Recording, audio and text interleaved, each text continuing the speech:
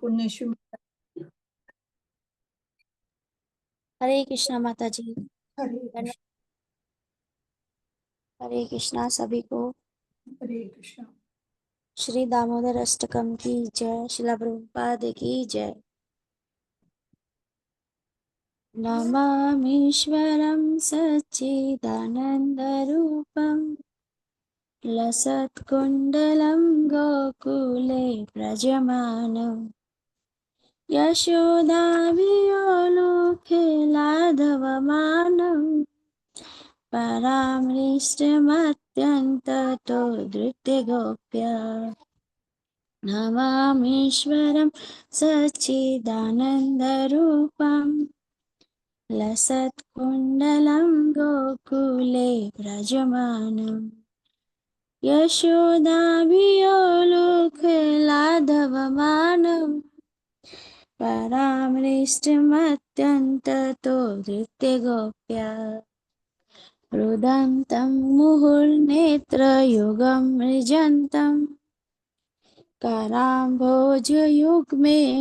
सात्तकनेत्रम् मुहुश्वासकम्पत्रिरेखककण्ठा स्थितग्रीवदामोदरं भक्तिबद्धम् मुहुश्वासकम्पत्रिरेखककण्ठा स्थितग्रीवदामोदरं भक्तिबद्धम् इति दक्ष्वलीलाभिरानन्दकुण्डे स्वघोषं निमज्जन्तम् अख्यमप्यन्तम् तदीयेषितज्ञेषु भक्तिजितत्वं पुनः प्रेमतस्तं शतावृत्तिवन्दे तदीयेषितज्ञेषु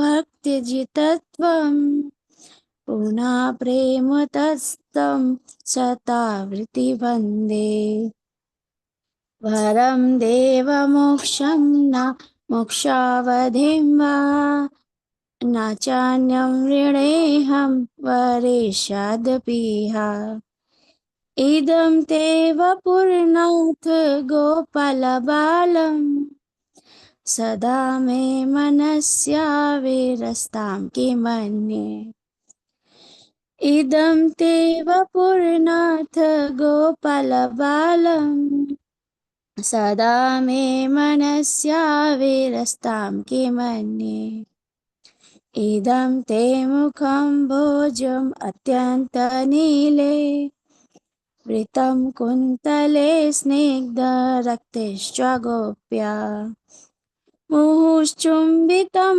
बिम्बरक्ताधरं मे मनस्याविरस्तामलं लक्ष्यलाभे मुहुश्चुम्बितं बिम्बरक्ताधरं मे मनस्याविरस्तामलं लक्ष्यलाभे नमो देवदामोदर अनन्त विष्णु प्रसीद प्रभुदुःखजलाप्तिमगन्नम् कृपादृष्टिवृष्ट्यातिदीनं बतानु गृहाणेश मामज्ञं यद्यक्षिदृश्या कृपादृष्टिवृष्ट्यातिदीनं बतानु गृहाणेषु मामज्ञं यद्यक्षिदृश्या कुबेरात्मजो बद्धमूर्तेव यद्वत् त्वामोचितो भक्तिभाजो कृतौ च तथा प्रेम भक्तिं सुकाममे प्रयच्छ न मोक्षे ग्रहो मेऽस्ति दामोदरेह तथा प्रेम भक्तिं स्वकाममे प्रयच्छ न मोक्षे ग्रहो मेऽस्ति दामोदरेण नमस्तेऽस्तु दाम्ने स्फुरदीप्तिदाम्ने त्वदीयोदराय विश्वस्य धाम्ने नमो राधिकाये त्वदीय प्रियाये नमो अनन्तलीलाये देवाय तोभ्यम् नमामीश्वरं सच्चिदानन्दरूपम् लसत्कुण्डलं गोकुले व्रजमानम् यशोदाभियोलुखलादवमानम् परामृष्टमत्कण्टतो धृत्यगोप्या हरे कृष्णा कृष्णा कृष्णा हरे हरे हरे राम राम राम हरे हरे हरे कृष्णा कृष्णा कृष्णा हरे हरे हरे राम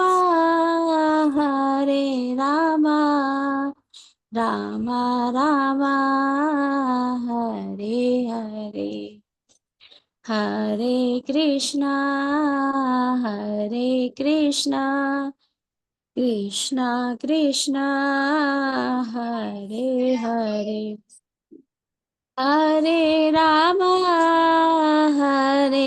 राम राम राम हरे हरे हरे कृष्णा। माता जी दंडवत प्रणाम, सभी को दंडवत प्रणाम। हरे कृष्णा, बहुत सुंदर माता जी। तो अब समय हो गया, मंगलाचरण कर लेते हैं। ओम नमो भगवते वासुदेवाय। ओम नमो भगवते वासुदेवाय। ओम नमो भगवते वासुदेवाय।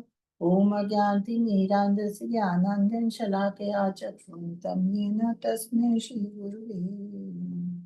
श्रीचैतन्यमनोभीष्टं स्थापितं येन भूतले संरूपा कदा मह्यं ददाति स्वदान्तिकम् वन्देऽहं श्रीगुरु श्रीयुतपदकमलं श्रीगुरून् वैष्णवंश श्रीरूपं साक्षातं सगणरघुनाथान्वितं तं सजीवम् सादतं सावधूतं परिजनसहितं कृष्णचैतन्यदेवं श्रीराधाकृष्णपादान् सहगणललिता श्रीविशाखान्वितांश्च हे कृष्ण करुणा सिंधु दीनबंधु जगतपते गोपेश गोपिका कांता राधा कांत नमस्तुते तप्ते कांचन गौरांगी राधे वृंदावनेश्वरी वृषभानुसुते देवी प्रणमामि हरि नमो विष्णुपदाय कृष्णपृष्ठाय भूतले श्रीमते भक्ति वेदांत स्वामी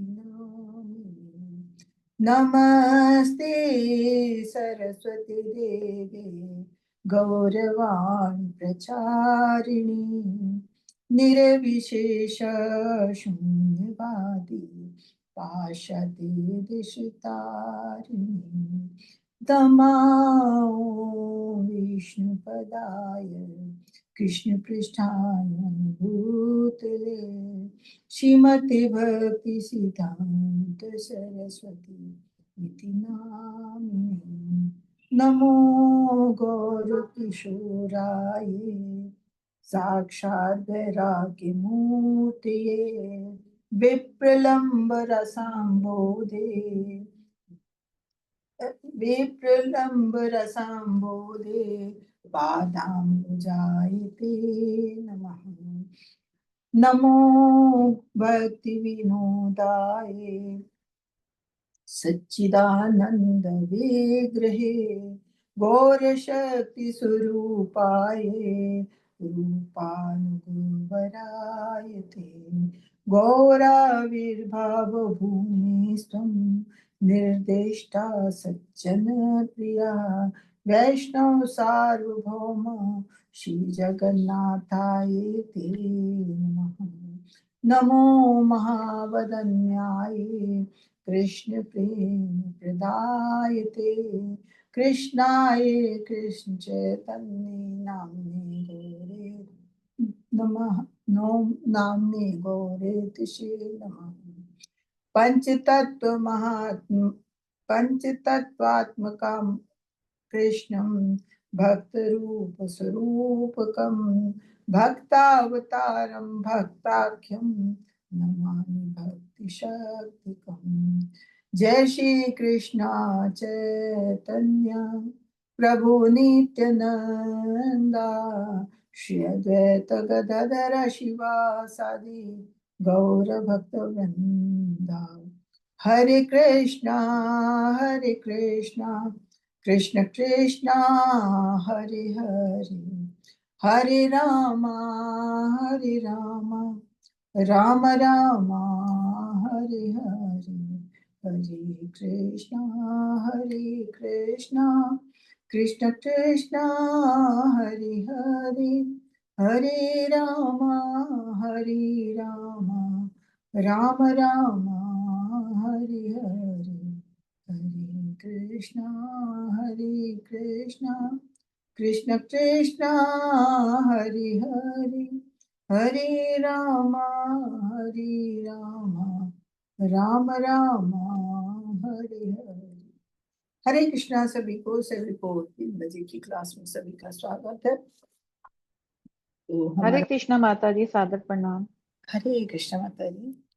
तो हमारा आज शेयर करते हैं हमारा ईशोपनिषद का आज लास्ट श्लोक है। और हरे कृष्णा माता जी, दंडवत प्रणाम। दंडवत प्रणाम। हरे कृष्ण माता जी। बहुत अच्छा चल रहा है, बहुत अच्छा ज्ञान मिल रहा है। कल भी पढ़ा, मन इतना खुश हुआ, मन भरा ही नहीं था। और आज लास्ट है, उसमें भी भगवान से प्रार्थना ही कर रहे हैं। तो हमारा ये आज लास्ट 18वां श्लोक है। तो अभी तक अब ये श्लोक बहुत छोटा है। वैसे भी थोड़ा सा रिवीजन करते हैं, तो आज भी थोड़ा सा रिवीजन कर लेते हैं। तो हमने पहले श्लोक में भगवान का ईशवास्य नियम जाना था कि ईशवास्य नियम क्या है। क्या कोई बता सकता है? अगर हम प्रश्न पूछे, आप लोग कोई बता सकते हैं ईशवास्य नियम क्या है? हम तो रोज बताते हैं।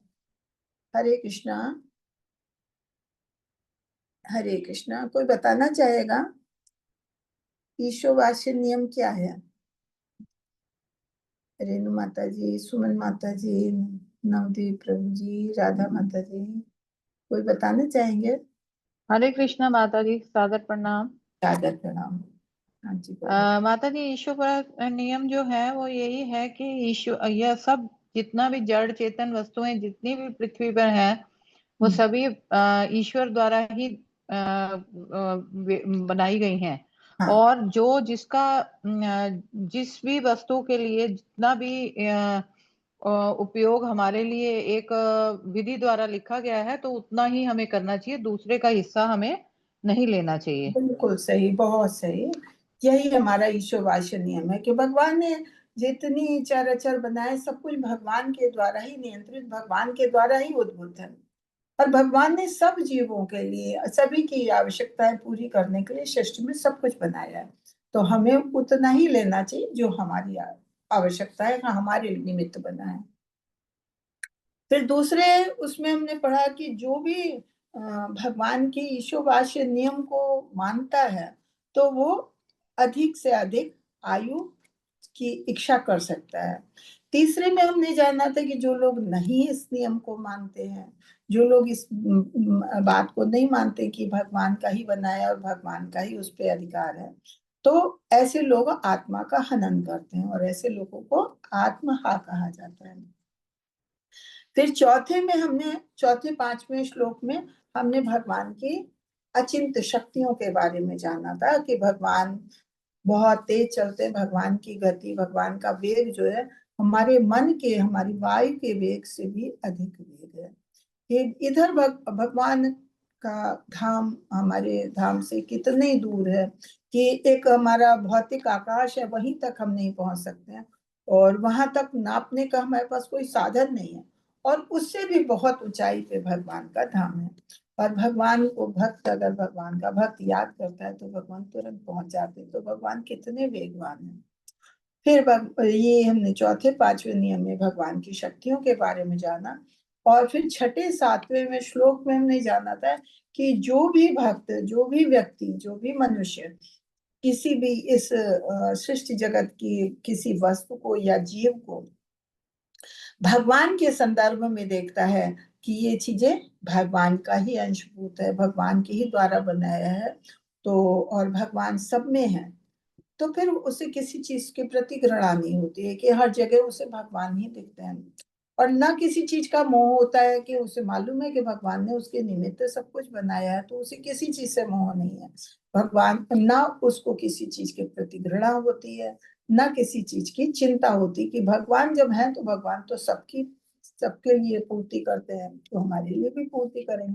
तो भगवान के जो भी इस दृश्य जगत की किसी भी चीज को या जीव को भगवान के संदर्भ में देखता है तो उसे किसी प्रकार की घृणा, मोह या चिंता नहीं होती है। आठवें श्लोक में हमने भगवान के बारे में जाना कि भगवान में क्या क्या गुण है। भगवान सर्वशक्तिमान है, भगवान अचिंत्य है, भगवान की शक्तियां, जैसे हमने भगवान की अचिंत्य शक्तियों के बारे में जाना कि भगवान हमारे अंदर भी है, भगवान बाहर भी है, भगवान चलते भी नहीं है फिर भी भगवान का इतना अधिक वेग है, भगवान अंदर भी है, भगवान बाहर भी है। तो ऐसा विरोधाभास खाली भगवान के साथ ही हो सकता है कि किसी हम जैसे ये बद्ध जीव या साधारण मनुष्य के साथ ऐसा नहीं हो सकता है। भगवान शुद्धम है, भगवान अपाप विद्धम, भगवान के बारे में कितने गुण हमने पढ़े थे कि भगवान आत्मा राम है, भगवान आत्म स्वयंभू यानी कि आत्मनिर्भर, भगवान किसी पे निर्भर नहीं होते हैं। भगवान सबसे बड़े, भगवान परिभू है, भगवान सबसे बड़े हैं, भगवान के बराबर कोई नहीं हो सकता। और उसके बाद भगवान ने जितने जीव बनाए हैं उनकी इच्छाओं के अनुसार समय समय पे उनकी आवश्यकताओं की पूर्ति भी भगवान करते हैं। ये हमने आठवें श्लोक में जाना था। और फिर हमने 9वें और 10वें श्लोक में जाना था कि ये जो लोग अविद्यापूर्ण कार्य करते हैं, विद्या अविद्या के बारे में जाना था कि एक लोग तो ऐसे होते हैं जिन्होंने कोई ज्ञान हासिल ही नहीं किया, कुछ पढ़ाई लिखाई नहीं किया, तो वो तो अविद्या है उनमें, तो उन्हें किसी तरह का ज्ञान नहीं है, तो वो तो कुछ भी कर सकते हैं। लेकिन कहते हैं उनसे भी निकृष्ट उनको गिना गया है जिन्होंने भौतिक ज्ञान तो बहुत लिया है, बहुत डिग्रियां ली है, बहुत ज्ञान लिया, लेकिन उन्हें आध्यात्मिक ज्ञान जीरो है। भगवान के नाम पे उनके पास समय नहीं है, उसके लिए उसका ज्ञान उन्हें जीरो है।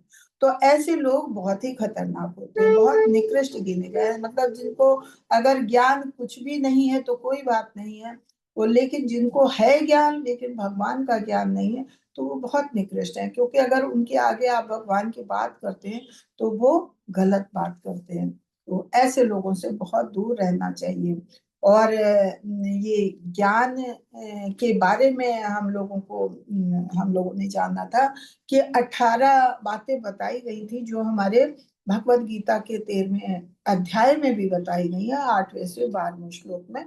तो 18 पॉइंट बताए गए हैं जिन्हें हम ज्ञान कह सकते हैं, जो भगवान से जुड़ी हुई चीजें हैं, तो वो ज्ञान है। और कहते हैं उसके अलावा जो कुछ भी है वो अज्ञान है। मतलब भगवान से संबंधित जो कुछ भी है वो ज्ञान है, और भगवान से संबंधित जो कुछ भगवान के विरोध में, भगवान की ईर्ष्या में, भगवान के विपरीत जो कुछ भी है वो सब अज्ञान है।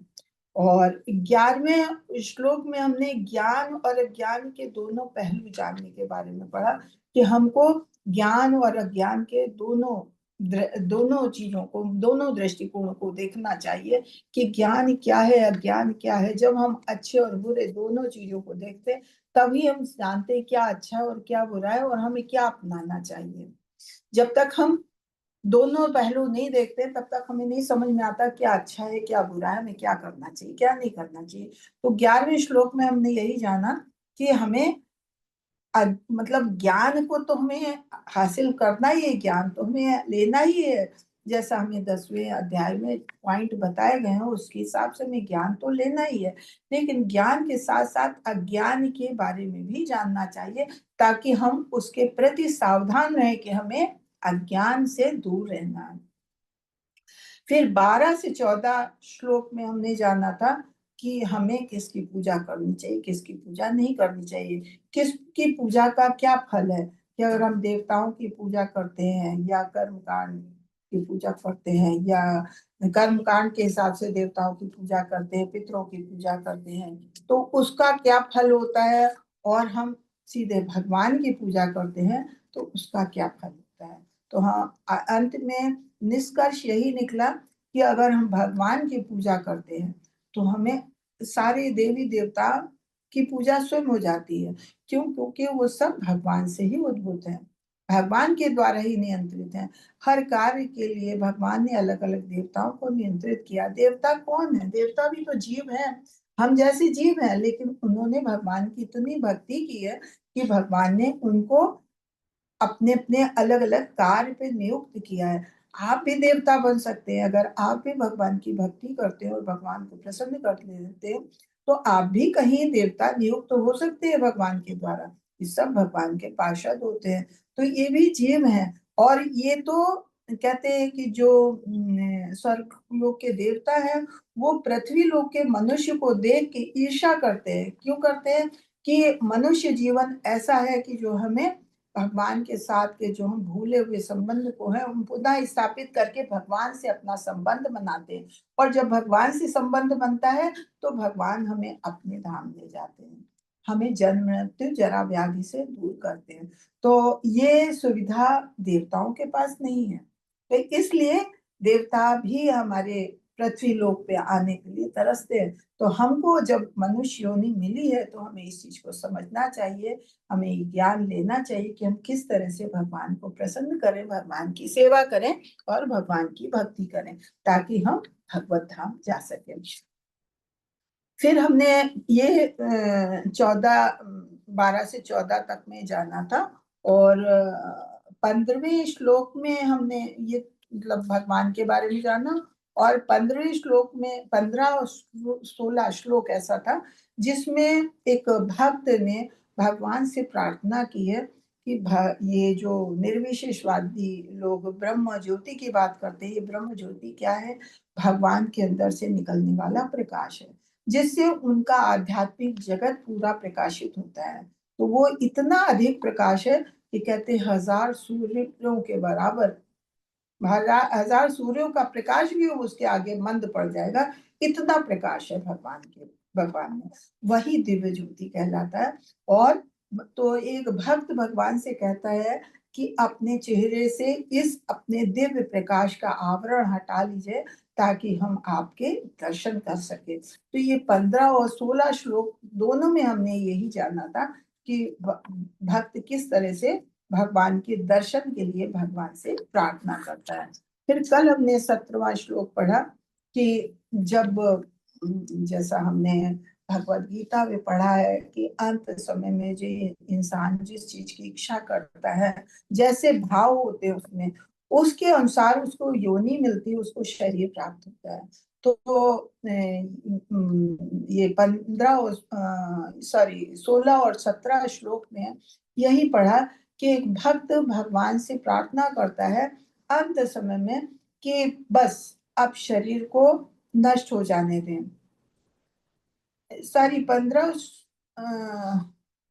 16 में तो 15-16 में तो हमने पढ़ा था कि जो भगवान की से अपना आवरण हटाने को कहते हैं। 17वें श्लोक में हमने पढ़ा था कि एक भक्त भगवान से अंत समय में कहता है कि अब हमारा अंत समय है, तो अंत समय में क्या आत्मा तो अमर है, जैसे हम लोगों ने पढ़ा कि आत्मा तो अमर है, तो अब क्या है, शरीर ही को छूटना है।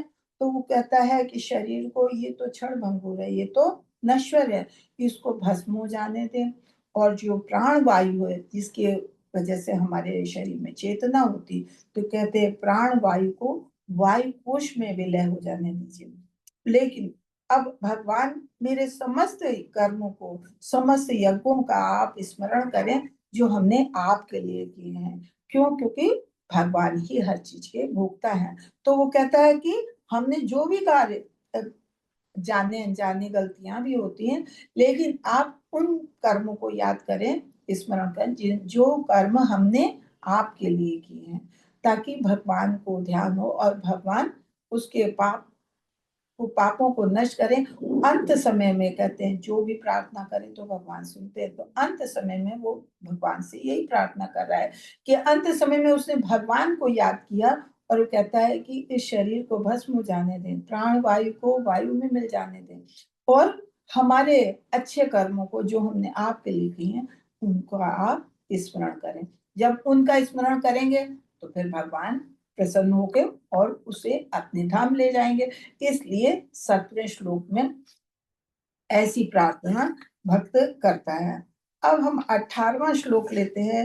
ये है बहुत छोटा, और ये जैसे कल का श्लोक इतना अच्छा था कि हमारा तो मन ही नहीं भरा था, तो ऐसे ही आज का श्लोक देखते हैं। आज का श्लोक लास्ट है।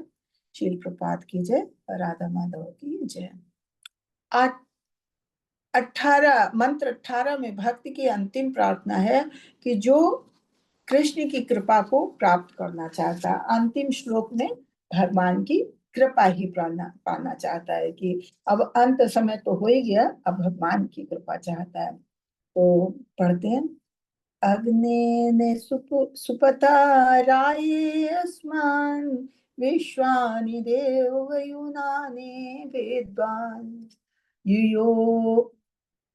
युयोधि अस्मत् जुहुराणम् अनभूषितां तेनं मुक्तिं विधेम, तेनं भूषितां ते मुक्तिं विधेम। ट्रांसलेशन पढ़ते हैं कि हे अग्नि के समान शक्तिशाली भगवान, हे सर्वशक्तिमान। हमने भगवान के बारे में पहले ही पढ़ा कि भगवान सर्वशक्तिमान है। तो भगवान को कहते हैं अग्नि के समान, अग्नि से तुलना भगवान की है। अग्नि के समान शक्तिशाली भगवान, हे सर्वशक्तिमान, अब मैं आपको नमस्कार करता हूँ और आपके चरणों पर दंडवत प्रणाम करता हूँ। हे भगवान, आप अपने तक पहुंचने के लिए मुझे सही मार्ग पर ले चलें, और चूंकि आप मेरे द्वारा भूतकाल में किया गया सब कुछ जानते हैं, अतः मुझे विगत पापों के फलों से मुक्त कर दें, जिससे मेरी प्रगति में कोई अवरोध ना हो। पिछले में उसने कहा कि हमारे शरीर को भस्म हो जाने दें, हमारे प्राण वायु को वायु कोश में मिल जाने दें, और हमारे किए कर्मों को आप जो आपके लिए किए उसका स्मरण करें। अब यहाँ पे वो कह रहा है कि मैं आपको नमस्कार करता हूँ और मुझे अपनी तरफ ले जाने के मार्ग में सही बुद्धि प्रदान करें। आपको तो सब पता है कि मैंने क्या किया क्या नहीं, अच्छा बुरा भूतकाल में किया हुआ सब कुछ आप जानते हैं। इसलिए जो हमारे द्वारा किए गए पाप हैं उनके फलों से हमें मुक्त करें, और मेरी प्रगति किधर? भगवान के धाम के लिए, भगवान की तरफ जो जाने का रास्ता है उसमें कोई अवरोध ना आने दें। तो इस तरह से भगवान से वो प्रार्थना करता है। और अग्नि से क्यों, अग्नि के समान क्यों भगवान को कहा? जैसे अग्नि है, अग्नि थोड़ी सी अग्नि हर चीज को जला के भस्म कर देती है, ऐसे भगवान इतने सर्वशक्तिमान हैं कि हमारे चाहे जितने भी पाप हों उन सबको वो पल भर में सारे पापों को नष्ट कर सकते हैं। तो इसलिए भगवान को की तुलना जो है अग्नि से की गई है। तो अग्नि के द्वारा जिस तरह से अग्नि सब कुछ नष्ट कर देती है, वैसे भगवान हमारे पाप कृष्ण को समर्पण, भगवान के प्रति समर्पण और उनकी अकारण दया कारण दया की प्रार्थना करके भक्त पूर्ण आत्म साक्षात्कार के मार्ग पर आगे बढ़ सकता है। भगवान को अग्नि के रूप में संबोधित किया जाता है क्योंकि वे समर्पित आत्मा के पापों सहित कुछ भी जलाकर राख कर सकते हैं।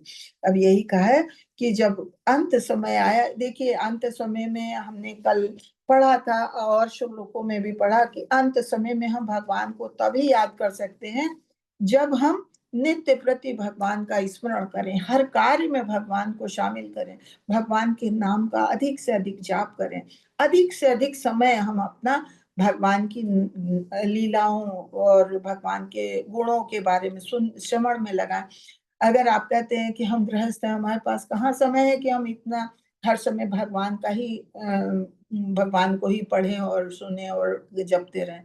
ठीक है, आपके पास ये सब परिवार है, हम सब गृहस्थ हैं जीवन में, लेकिन गृहस्थ जीवन में रह के हम सबको हर क्षण भगवान को याद करना है। कैसे याद करना है? कि जो काम भी करें उसमें हम भगवान को शामिल करें।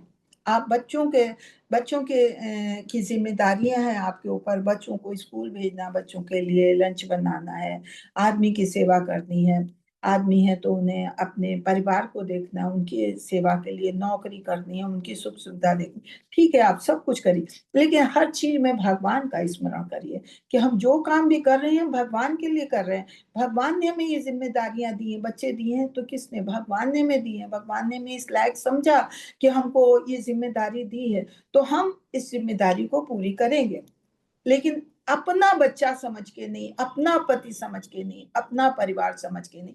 मतलब ये सब हमारे शरीर से संबंधित, इनको हम अपना न मान के हम अगर यही चीज समझें कि ये सब भगवान ने हमें दिए हैं, हमें जिम्मेदारी दी है, तो हम भगवान को प्रसन्न करने के लिए हम ये सारे कार्य कर रहे हैं।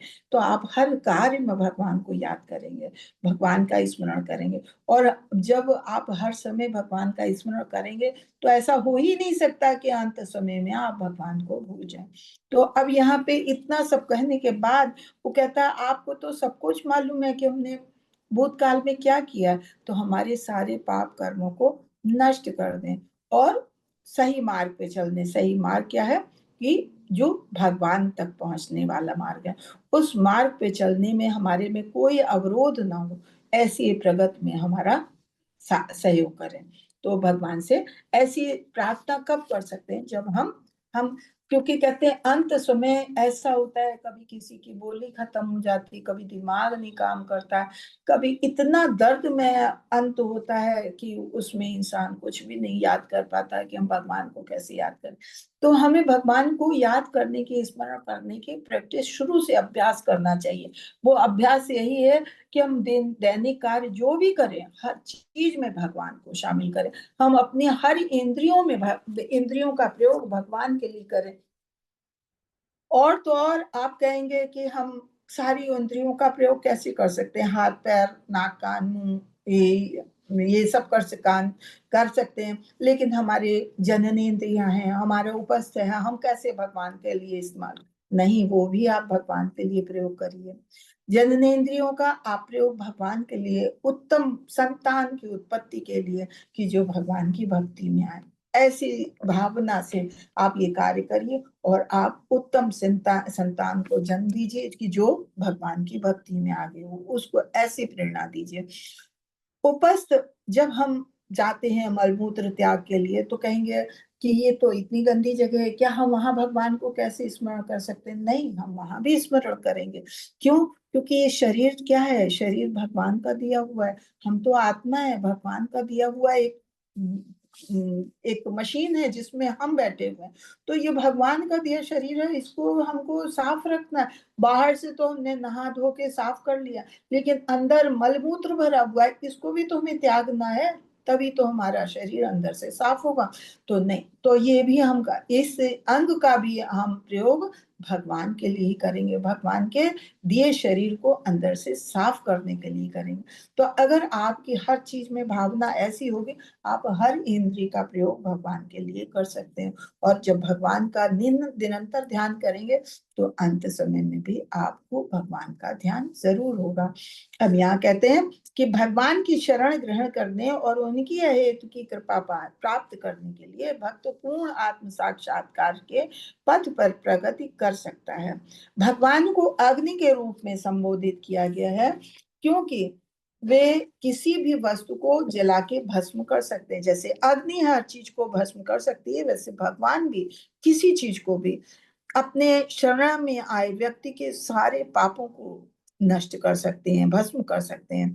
हमने पिछले मंत्रों में भी ये पढ़ा है कि उन परम का वास्तविक और चरम स्वरूप पूर्ण पुरुषोत्तम भगवान का है, और उनकी निर्विशेष परम जो प्रकाश है, निर्विशेष ब्रह्म ज्योति, और उनके मुख के ऊपर जो उनका दिव्य आवरण है, दिव्य आवरण क्या है? वही ब्रह्म ज्योति, भगवान से निकला हुआ प्रकाश। इस प्रयास में आत्म साक्षात्कार का कर्म कांड पद से निम्न है कि अगर हम कर्म कांड में जाते हैं कि हम देवी देवताओं की पूजा करते हैं, तो वो निम्न हो जाता है। ऐसे कर्म वेदों के विधि विधानों के लेश मात्र से भी विचलित होने पर वे कर्म में परिणत हो जाते हैं। अगर हम यही सारे कार्य करते हैं लेकिन भगवान को यहाँ न याद करके हम अपने इंद्रिय सुख के लिए करते हैं, तो चाहे हम जितने भी पूजा पाठ विधि विधान अपनाएं, लेकिन वो सब हमारे विकर्म में बदल जाते हैं। क्यों? क्योंकि वो तो हम अपने इंद्रियों की तृप्ति के लिए कर रहे हैं। हमने जो कार्य करना है भगवान की सेवा के लिए, भगवान के हित में करेंगे, वही हमारे कर्म है और वही हमें आत्म साक्षात्कार की तरफ ले जाएंगे। जो हम अपने इंद्रिय का तुष्टि के लिए करेंगे, वो हमारे आत्म साक्षात्कार के मार्ग में बाधक होते हैं। आत्म साक्षात्कार के लिए कहते हैं मनुष्य योनि ही सबसे सर्वश्रेष्ठ मानी गई है। क्यों? क्योंकि कीट पतंगे हैं, जानवर हैं, इन सब में इतनी बुद्धि नहीं होती है कि वो ये चीज समझ सकें कि हमें आत्म साक्षात्कार की तरफ बढ़ना है। भौतिक ज्ञान क्या है, आध्यात्मिक ज्ञान क्या है, ये सब हम आप समझ सकते हैं। तो इसलिए मनुष्य योनि को ही सबसे अच्छा गिना गया है। मनुष्य योनि ही आत्म साक्षात्कार के लिए सबसे अच्छी योनि है। आत्म साक्षात्कार मनुष्य योनि में ही संभव है।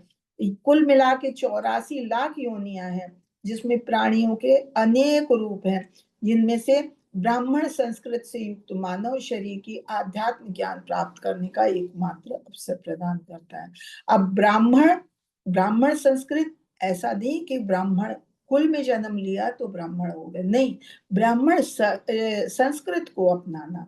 ब्राह्मण संस्कृत में आता है जैसे है सत्य है, इंद्रिय संयम है, सहिष्णुता है, दयालुता है, हम बहुत दयालु हूँ, कृपालु हूँ, सरलता हमारे स्वभाव में हो, और भगवान का हमारे और भगवान के बीच का जो संबंध है उसका पूर्ण ज्ञान हो, ईश्वर के प्रति हमारी पूर्ण श्रद्धा हो, ये सब हमारी ब्राह्मण सभ्यता में आते, संस्कृत में आते। तो ये सब ज्ञान जब होता है तभी हम आत्म साक्षात्कार में उन्नत कर सकते हैं। ऐसा नहीं है कि कोई भी केवल उच्च कुल में या ब्राह्मण कुल में जन्म ले ले तो उसी में गर्व करे कि नहीं ब्राह्मण कुल में हम जन्म ले ले, हम तो वैसे ही तर गए। नहीं, ये बेकार की चीज है। उसमें गर्व करना ही हमारे लिए सब कुछ नहीं है। जैसे किसी प्रकार किसी भी कोई धनी आदमी है, उसका पुत्र होने का गर्व उस बच्चे को हो जाएगा कि हाँ हम भला धनी ऐश्वर्यवान के पुत्र हैं। तो ऐसा उसे अवसर जरूर मिला, लेकिन उसने लाभ अगर उठाया तब तो, धन का उसने सदुपयोग किया तब तो उसका फायदा है। और धनी परिवार में जन्म लेके अगर धन का उसने सदुपयोग नहीं किया तो उसके धनी परिवार में होने का कोई मतलब नहीं। वो धन को सारा पी पा के उड़ा देगा, तो धनी परिवार में उत्पन्न होने का उसका क्या लाभ हुआ? कुछ नहीं। ऐसे अगर ब्राह्मण परिवार में जन्मे और ब्राह्मण संस्कृत नहीं अपनाई तो कोई फायदा नहीं है। तो इस पे गर्व करने की बात नहीं है। हमें ब्राह्मण संस्कृत होनी चाहिए, हमारे में ब्राह्मण की योग्यताएं होनी चाहिए। जो ही मनुष्य ब्राह्मण का पुत्र होने का गर्व करता है, त्यों ही वो अपने ब्राह्मण के गुणों के प्रति उपेक्षा करता है, और कि उसे यही घमंड हो गया कि हम तो ब्राह्मण को नहीं, तो अपने गुणों के प्रति उसकी कोई मतलब नहीं रह जाता, उपेक्षा करता, और तभी वो विपत हो जाता है और भक्ति में उसका पतन हो जाता है। तो इसलिए ब्राह्मण कुल में हूँ, निम्न कुल में हूँ, किसी में भी हूँ, शूद्र कुल में जन्मे, लेकिन भगवान ब्राह्मण संस्कृत को अपनाना। अगर ब्राह्मण संस्कृत को अपनाने वाला कोई चांडाल कुल में भी, हम लोगों ने पहले भी पढ़ा है, तो वो भी ब्राह्मण जैसी योग्यता प्राप्त करता है और वो आत्म साक्षात्कार की तरफ आगे बढ़ सकता है। भगवत गीता के छठे, अभी इसमें देखें अच्छा, ये तो कहते हैं कि भगवान यही कहते हैं कि ये 18वें अध्याय में कि सर्व धर्म परित्याज्य मामेकं शरणं जहां ताम स पापेभ्यो मोक्ष्यामि मा शुचिः। भगवान 18वें अध्याय के 66 श्लोक में कहते हैं कि सब कुछ छोड़ के सर्वधर्मान का मतलब धर्म का ये मतलब नहीं है हिंदू मुसलमान। धर्म का मतलब जो हम कर्तव्य करते हैं अब उससे है। तो हम सारी चीजों को छोड़ के और भगवान की शरण में चले जाए। भगवान कहते हैं सब कुछ छोड़ के तुम हमारी शरण में आ जाओ और हम तुम्हारे सारे पापों को नष्ट कर देंगे। तुम नष्ट करके और तुम्हें मोक्ष प्रदान करेंगे। मतलब इससे डरो नहीं, मां शुच। तो भगवान इस तरह से कहते हैं। तो हमें इस चीज को समझना चाहिए। तो हमें हर कुछ छोड़ के भौतिक चीजों से अलग हटके भगवान को अपनाना चाहिए। ऐसे भगवान भगवत गीता के 6ठे अध्याय में भी कहते हैं कि भगवान आश्वस्त करते हैं कि आत्म साक्षात्कार के पथ पे जो भी चल पड़ता है वो योग भ्रष्ट आत्माओं को या तो अच्छे मतलब अच्छे ब्राह्मण परिवारों में या धनी परिवारों में जन्म प्राप्त होता है और उससे उनको अवसर मिलता है कि अपने को सुधारें और आत्म साक्षात्कार में उन्नत करें। यदि वो मोहवश इन अवसरों का दुरुपयोग करते हैं तो भगवान मनुष्य जन्म होने का, मनुष्य योनि में आने का हम अपना अवसर खो देते हैं। तो 6ठे अध्याय के 41-42 श्लोक में यही कहा है कि असफल प्राप्य पूर्ण कर्मा कृताम योग लोकान उषिप्ता शाश्वती समा शुचि नाम श्रीमताम गेहे योग भ्रष्टो भी जायते। कि अगर असफल योगी है, कोई योग कर रहा है, भगवान की भक्ति कर रहा है, तो अगर वो किसी तरह से असफल भी हो गया तो भी उसे पवित्र आत्माओं के लोकों में अनेक वर्षों तक भोग भोगने के बाद सदाचारी पुरुष मतलब उसने पुण्य कर्म तो किए हैं तो उसे नरक में निम्न लोकों में तो नहीं जाना होगा। वो उच्च लोक में जाएगा, पवित्र आत्माओं के लोकों में जाएगा और वहां सुख भोगने के बाद उसके बाद जब पृथ्वी पे आएगा तो उसे सदाचारी पुरुषों के परिवार में या धनवान लोगों के कुल में जन्म मिलेगा जिससे कि वो अपनी भक्ति को आगे बढ़ा सके। ऐसे 42वें श्लोक में कहते हैं अथवा योगी नाम एवं कुले भवति धीमताम एदति दुर्लभतरम लोके न जन्म यदि कि अगर दीर्घ काल तक योग करने तपस्या करने में असफल भी रहे तो वो ऐसे योगियों के कुल में जन्म लेगा कि जो अति बुद्धिमान हो। निश्चय ही संसार में ऐसे जन्म दुर्लभ होते हैं, लेकिन जो भगवान की भक्ति के मार्ग में चल देता है उसके लिए सब कुछ आसान होता है। तो विधि विधान ऐसे ही हैं कि जो इनका पालन करता है वो सकाम कर्मों के स्तर से उन्नत करके दिव्य ज्ञान के स्तर को प्राप्त करता है और अनेक जन्म तक दिव्य ज्ञान का अनुशीलन कर लेने के बाद जब मनुष्य भगवान की शरण ग्रहण करता है तभी वो पूर्ण बनता है। तब ये सामान्य प्रक्रिया है कि जब भगवान की भक्ति कर रहे हैं जन जन्मांतर तक, जैसे हम लोगों ने अभी कल भी श्लोक पढ़ा था, वो श्लोक जो है ये क्या है दूसरे अध्याय का है, शायद 19वां श्लोक है। कल भी हमने पढ़ा था बहुनाम जन्म नामन्ते क्या ज्ञानवान पद्धति क्या है कि अनेक जन्मांतरों तक जो भक्ति करता है तो उसे फिर सचमुच ज्ञान हो जाता है कि भगवान ही सभी कारणों के कारण है। तो फिर भगवान की वो शरण ग्रहण कर लेता है। तो ये कब आता है? जब हम भक्ति करते हैं, भक्ति में आगे बढ़ते रहते हैं, एक जन्म में असफल हुए, दूसरे में आए, दूसरे में हमें भक्ति के लिए ऐसा परिवार मिला कि हमें भक्ति करने का अवसर मिला। हम भक्ति करते हैं, आगे बढ़ते जाते हैं। ऐसे एक समय आता है कि हम पूरी तरह से भगवान की शरण ग्रहण कर लेते हैं, तब हम पूर्ण बनते हैं और तब भगवान की भक्ति में पूरी तरह से आते हैं। और तब ये श्लोक हमारा समझ में आता है कि सर्व धर्म परित्याज्य, कि पूरी तरह से भगवान की शरण में।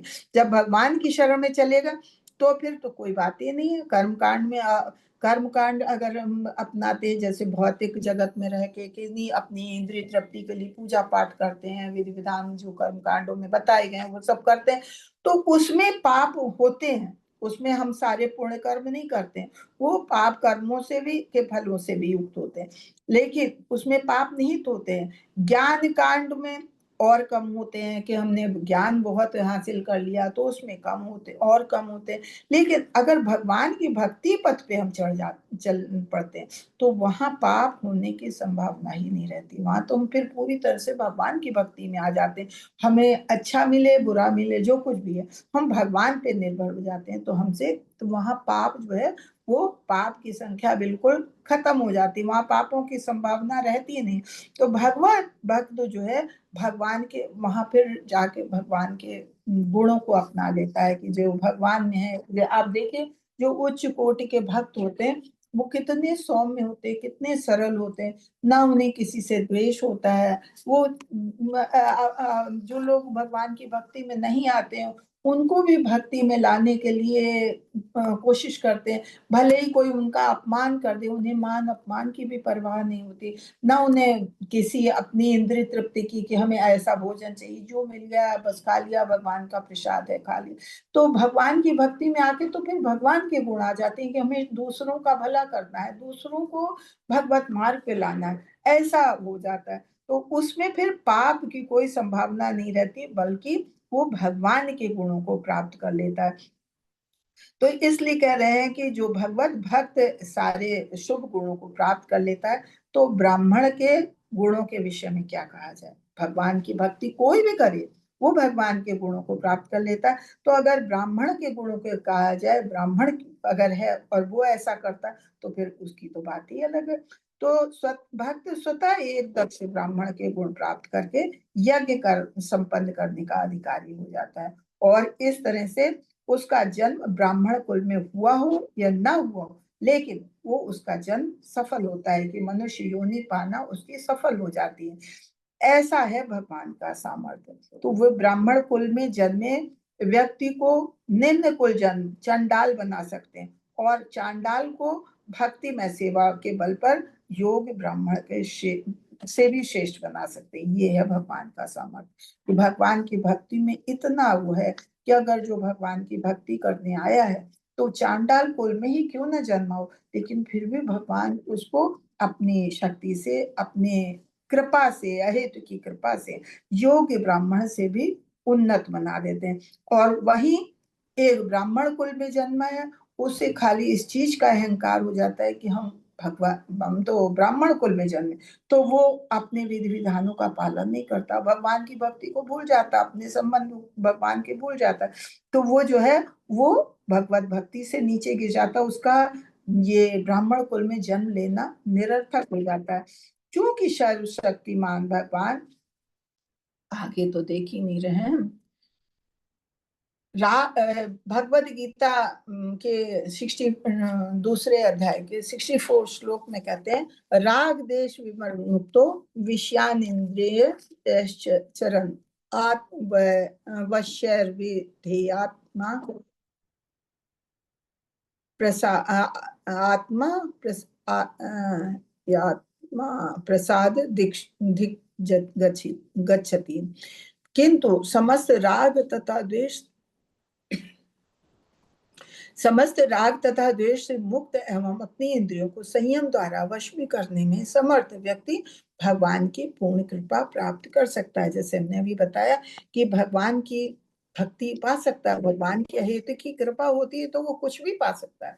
अगर उसमें लाख राग द्वेष से ये भौतिक जगत में है, लाख निम्न कोटि में जन्मा है, लेकिन अगर ये भौतिक चीजों से मुक्ति पा लेता है, जो राग द्वेष है, और अपनी इंद्रियों को संयम में रखता है, अपनी इंद्रियों को भगवान की सेवा में लगाता है, अपने वश में कर लेता है, तो ऐसा इंसान जो है वो भगवान की भक्ति में पूरी तरह से आता है, और भगवान की फिर पूरी उस पर अहेतु की कृपा होती है। जैसे हमने कहा भगवान का सामर्थ्य कैसा है कि भगवान चांडाल कुल में जन्मे पुरुष को भी योग्य ब्राह्मण से श्रेष्ठ बना देते हैं। तो अगर कोई ऐसा है जिसने राग द्वेष त्याग दिया, अपनी इंद्रियों में को संयम कर लिया, वो भगवान के हित की कृपा प्राप्त करता है। ऐसे निर्देश विशेषता भक्त को दिए जाते हैं, भले ही कुछ अन्य चीज की इच्छा कर रहा हो। तो अगर किसी चीज की इच्छा और क्या करेगा भक्त, तो जो भक्त को ही सही मार्ग पे जाने का भगवान निर्देश देते हैं। और तो और आपको बताएं कि जो लोग भगवान की भक्ति में आते हैं, तो अगर उनकी बहुत इच्छाएं, कुछ कभी भौतिक इच्छाएं हो भी जाती हैं, तो भगवान उनका दमन करते हैं, बल्कि उनका ऐश्वर्य तक छीन लेते हैं, ताकि जो भगवान की भक्ति में आ गया उसे तो खाली सहारा भगवान का ही रह जाता है। हमने और श्लोकों में भी पढ़ा। तो फिर वो उलट फेर की भगवान की शरण में आता है, कि उसका नुकसान हुआ भगवान की शरण में आता है। तो भगवान उसको सही मार्ग दिखाते हैं, चाहे जैसे भी ये निकेन प्रकार है, भगवान उसको अपने भक्त के लिए ही ऐसे निर्देश देते हैं, और ऐसा वो करते हैं कि भगवान का भक्त जो है फिर वो इधर उधर भटक नहीं सकता। जहां तक अन्यों का संबंध है, ईश्वर किसी कर्ता को उसके लिए अपने उत्तरदायित्व पर अनुमति देते हैं, किंतु भक्त को भगवान ऐसे निर्देश देते हैं कि वो कभी भी त्रुटि नहीं करता। कि वैसे तो भगवान सबके लिए दयालु हैं और सबके लिए करते हैं, लेकिन कोई अगर भौतिक जगत की इच्छाएं करता है, तो भगवान कहते हैं ठीक है, तुम इसी में खुश रहो। फिर वो, जैसे हमने पहले भी पढ़ा है, कि फिर ठीक है, जैसे कर्म करोगे, जैसी चीजें भोग करोगे, हर चीज पे अपना अधिकार जमाओगे, तो एक योनि से दूसरी योनि में जाओगे। लेकिन जो भगवान की भक्ति में आ जाते हैं, उनके लिए फिर भगवान के निर्देश जो है वो बहुत कड़े होते हैं, जिसके से फिर वो भटक नहीं सकता, वो कभी त्रुटि नहीं कर सकता। वो कोई गलती करेगा, उसको भगवान ऐसा दंड देंगे कि उसे तुरंत ध्यान आ जाएगा कि नहीं, हमारा कहीं ना कहीं कुछ त्रुटि हुई है। तो और हम अपनी त्रुटि को कैसे संभाले, भगवान ने हमें अगर दंड दिया है, तो जो ये और कुछ नहीं, हमारी ही त्रुटि है, तो फिर वो भगवान की शरण में जाएगा। तो इस तरह से भगवान उसको फिर ये मार्ग से अलग नहीं हटने देते हैं। भगवान कहते हैं, ये श्रीमद् भागवतम के 11वें canto में कहते हैं कि भगवान अपने पूर्ण शरणागत भक्त के प्रति इतने दयालु होते हैं कि भक्त, यद्यपि भक्त कभी कभी विकर्म अर्थात वैदिक आदेशों के विरुद्ध कर्म के बंधन में आ गिरता है, तो भी वे भक्त के हृदय में के भीतर से त्रुटियों को तुरंत ठीक करके उस सही मार्ग पे लाते हैं। इसका कारण क्या है? भक्त भगवान को अत्यधिक प्रिय होता है। भगवान कहते हैं कि स्वपाद मूलम भजता प्रियस्य त्वयान्य भावस्य हरि हरि परेशा विकर्म यच्चोत्पतितम ये कदाचित धुनोनि सर्वम हृदय सन्निविष्टो। तो अगर कभी भगवान का भक्त इधर उधर हो भी गया, कुछ उससे गलती हो भी गई, तो भगवान उसको तुरंत सचेत करेंगे और उसे सही मार्ग पे लाएंगे। क्यों? क्योंकि भगवान को अपने भक्त बहुत प्रिय हैं। और ईशोपनिषद का तो ये जो मंत्र है, इसमें तो भगवान, हमने पढ़ा ही कि वो भगवान से ही प्रार्थना करता है कि उसके हृदय के भीतर से उसे सुधारे, ताकि वो गलत मार्ग पे ना चला जाए, उसको सही मार्ग, भगवान के धाम जाने का सही मार्ग चुने, उससे भटक ना पाए। त्रुटि करना तो मनुष्य का सहज गुण है। हम भौतिक जगत में हमसे तो गलतियां बहुत होती हैं, लेकिन भगवान के आगे हम जब शरणागत हैं, तो भगवान हमें सुधारने के लिए बैठे हैं। बद्ध जीव प्रायः त्रुटि करता रहता है, और ऐसे अनचाहे पापों का एकमात्र यही उपाय है कि भगवान के चरणों में पूर्ण समर्पण करना, पूरी तरह समर्पित हो जाना, जिससे वे इनसे बचने हेतु मार्गदर्शन करते रहे। भगवान पूर्ण शरणागतों का भार अपने ऊपर लेते हैं, और इस तरह सारी समस्याएं भगवान की शरण ग्रहण करने मात्र से, उनके निर्देशानुसार कार्य करने मात्र से सारी समस्या हल हो जाती हैं। ऐसे निर्देश भगवान निष्ठावान भक्त को दो प्रकार से देते हैं।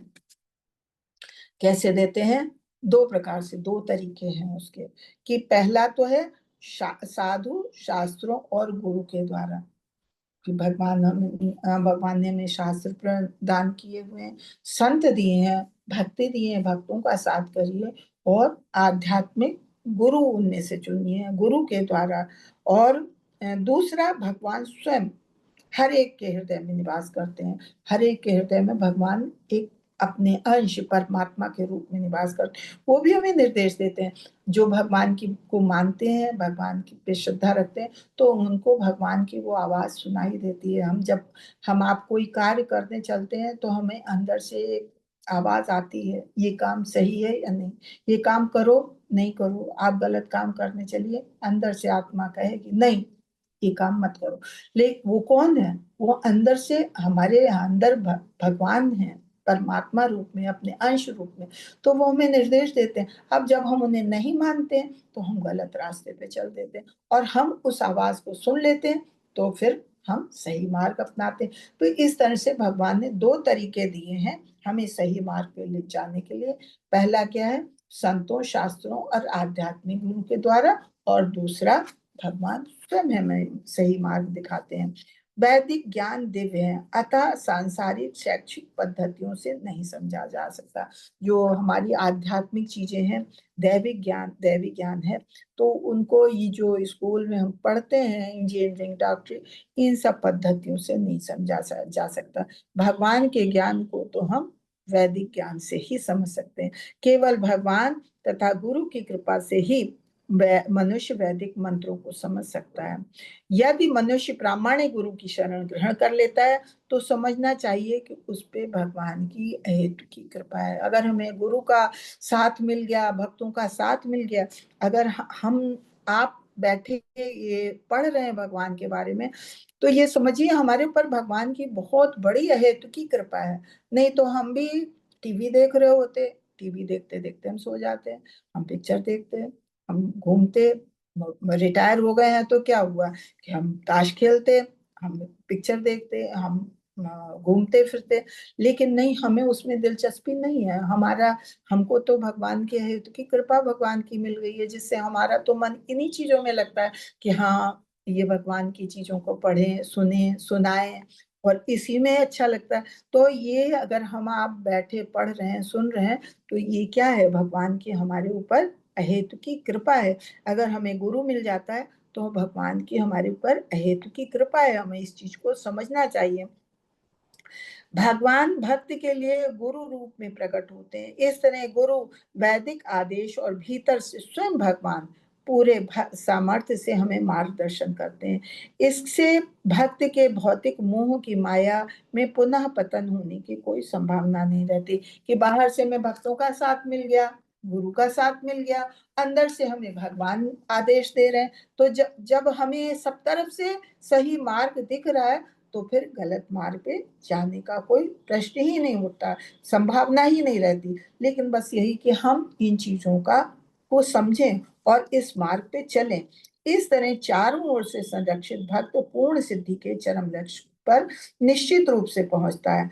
तो इस मंत्र में संपूर्ण विधि का संकेत यही है कि हमें भगवान का ध्यान करना चाहिए। हमको ये खाली बहुत भौतिक ज्ञान से हमें हमारा कुछ भला नहीं होना है।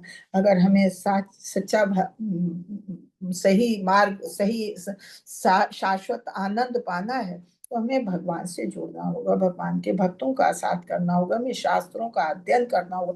और शास्त्रों का अध्ययन भी ऐसे नहीं कि कोई भी राह चलते जो लोग बोलते हैं, बोलने लगे तो हमने भी समझा हाँ इन्हें बड़ा ज्ञान है, सुनने लगे। नहीं, जो गुरु शिष्य परंपरा में है उन्हीं से आप समझिए, वही सही चीज बताएंगे।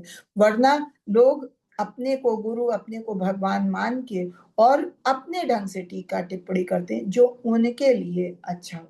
तो ऐसे नहीं, जो गुरु शिष्य परंपरा में है, किसी उसमें है, उन्हीं से आप शास्त्रों का ज्ञान अर्जित करिए। भगवान के यश का श्रवण तथा कीर्तन स्वयं ही एक पुण्य कार्य है। भगवान चाहते हैं कि प्रत्येक व्यक्ति उनके गुणों का श्रवण और कीर्तन करे, क्योंकि वे समस्त जीवों के हितैषी हैं। भगवान के यश का श्रवण और कीर्तन से मनुष्य समस्त अवांछित वस्तुओं से शुद्ध हो जाता है।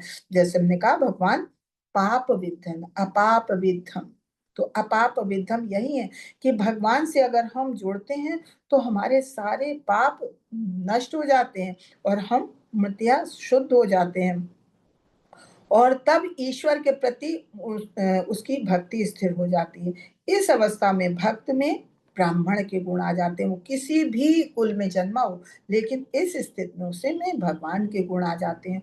और प्रकृति के अधम जो रजो और तमो गुणों का प्रभाव है वो सामान्यतः लुप्त होने लगता है, इन सब चीजों से वो मुक्त हो जाता है। भक्त अपनी भक्तिमय सेवा के बल पर पूर्णतया प्रबुद्ध हो जाता है और इस प्रकार वो भगवान के पथ को और तथा उनको प्राप्त करने की पद्धति को जान लेता है। ज्यों ज्यों सारे संशय घटते जाते हैं त्यों त्यों वो भगवान की भक्ति में प्रगति करता जाता है। इस प्रकार पूर्ण पुरुषोत्तम भगवान श्री कृष्ण के निकट लाने वाले ज्ञान ईशोपनिषद के भक्ति वेदांत तात्पर्य होंगे। तो ये आज हमारा बहुत सुंदर, देखिए सारे ही श्लोक इसके बहुत अच्छे थे, लेकिन लास्ट के जिसने भगवान से इतना जोड़ने की बात की तो बहुत ही सुंदर कि मन ही न भरे ऐसे श्लोक थे। तो हरे कृष्णा। वाक्शाकल्पतरुभ्यश्च कृपा सिंधु एव च पतितानां पावनेभ्यो वैष्णवभ्यो नमो नमः। अनंत कोटि वैष्णव भक्त वृंद की जय। नमाचार्य श्री हरिदास ठाकुर की जय। जगत गुरु श्रील प्रभुपाद की जय। हरे कृष्णा कृष्ण कृष्ण हरे हरे, हरे राम राम राम हरे हरे। हरे कृष्णा। तो हरे कृष्ण माता जी, थैंक यू सो मच। हरे माता जी, बहुत सुंदर था ये सेशन। और कल का और आज का तो हमें बहुत ही अच्छा लगा, मन ही नहीं भरा, बहुत अच्छा लगा। तो अगर आज का सेशन तो माता जी खत्म ही ना हो ऐसे लग रहा था। हाँ, कल का भी ऐसे ही लग रहा था, आज का भी ऐसे कि खत्म ही ना हो। बहुत सुंदर। और ये तो बहुत छोटा श्लोक था, हमें लग रहा था कि ये बहुत जल्दी खत्म हो जाएगा तो पूरा घंटा हम करेंगे क्या, लेकिन देखिए इतना सुंदर है कि इसको पढ़ने और बोलने में इतना समय लगा कि इतना अच्छा लगा कि मन ही नहीं भरा। एक्चुअली माता जी इसमें ना हमें क्या करना है, मतलब कैसे भगवत धाम प्राप्त करना है, इसका अर्थ दिया हुआ है, इसीलिए ये कितना बहुत अच्छा दिया, कितना अच्छा दिया है। जी। हाँ जी। तो हमें क्या करना है, क्या करना चाहिए, कैसे आगे बढ़ना चाहिए, ये सारा दिया हुआ है इसमें। बिल्कुल बिल्कुल।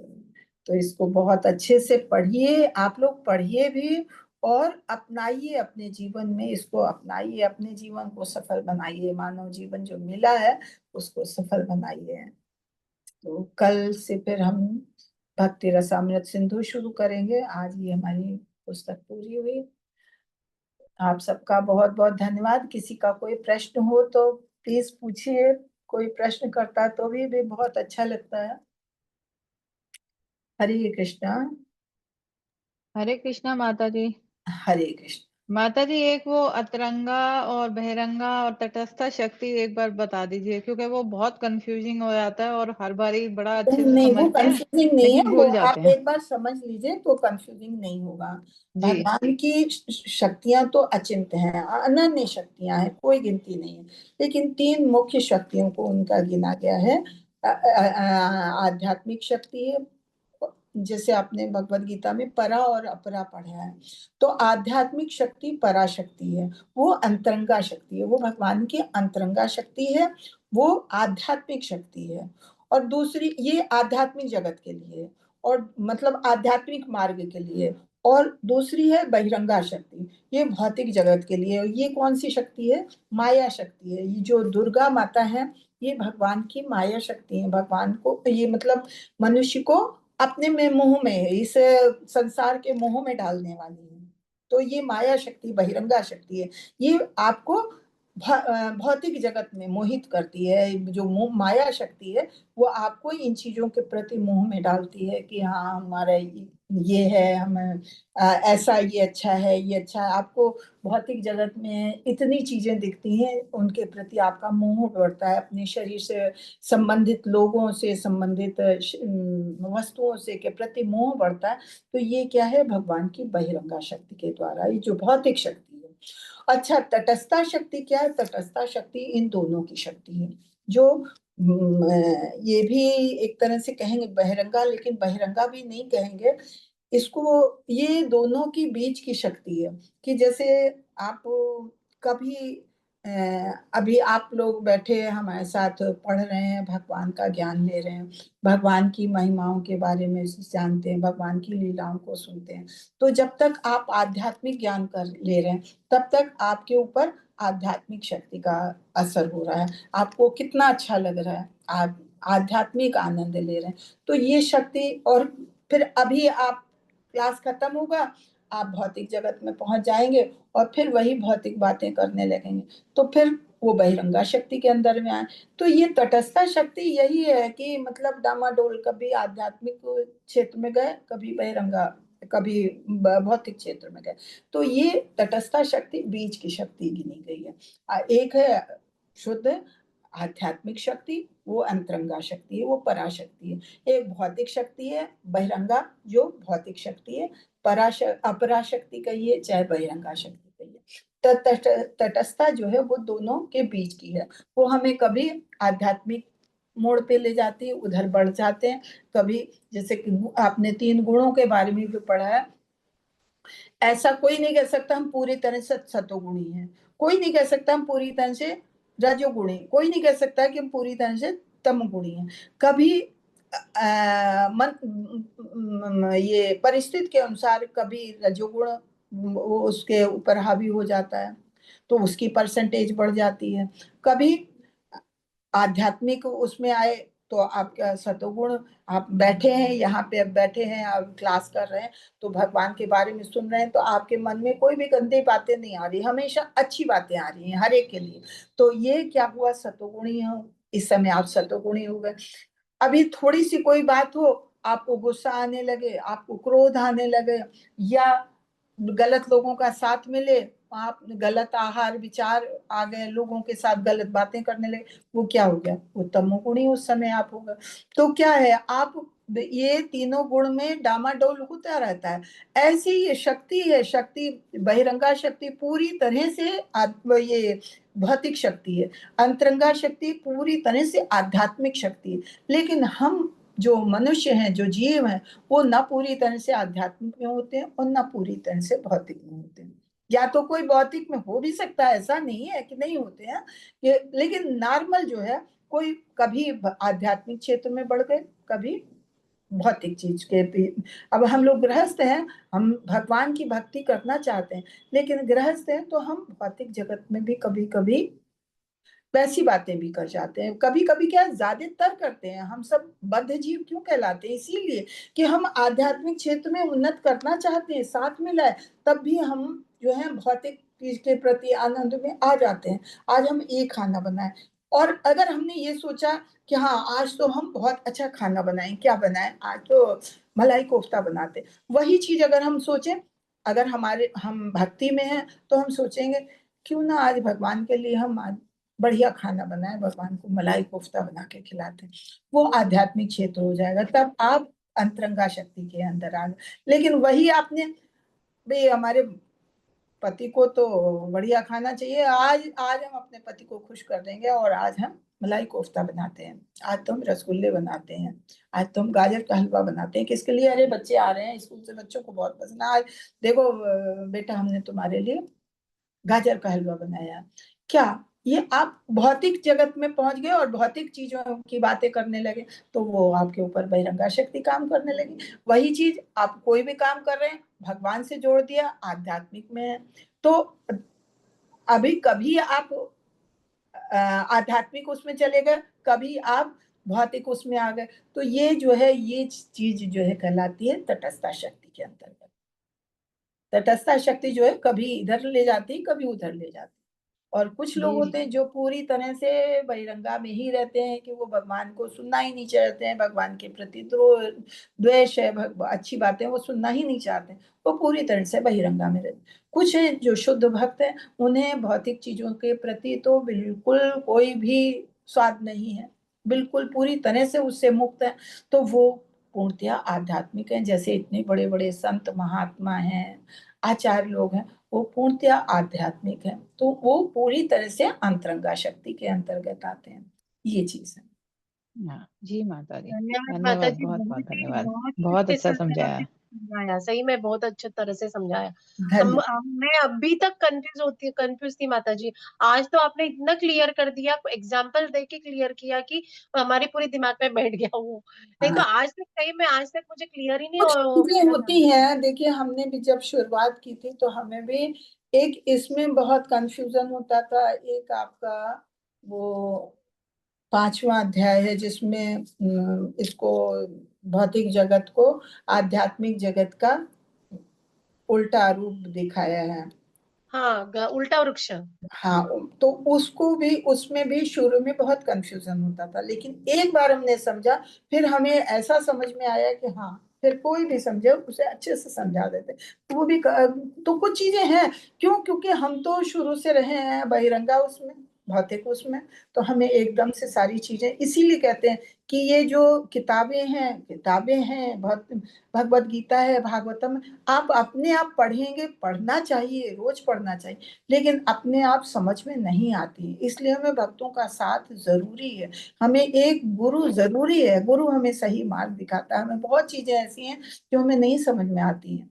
हमारे पास बहुत साल से भगवत गीता और यही यथारूप रखी थी। जब हमारी 25वीं एनिवर्सरी थी तो हमारे बुआ जी ने हमें दी थी, गिफ्ट की थी, और कहा इसे पढ़ा करो। लेकिन तब हम जॉब में थे, घर गृहस्थी थी, तो हम सोचते थे यार, हमारे पास कहाँ टाइम है इन सब चीजों को पढ़ने का।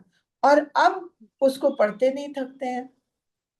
कोई उसके बारे में बात करता है, हमारा मन ही नहीं भरता है, बोलने लगते हैं तो फिर लगता है कि हाँ, इसके बारे में। हमारे बच्चे कहते हैं मम्मी को छेड़ो नहीं, मम्मी को छेड़ दोगे तो फिर बस मम्मी शुरू हो जाएंगे। तो ये कृपा हो गई आपके ऊपर।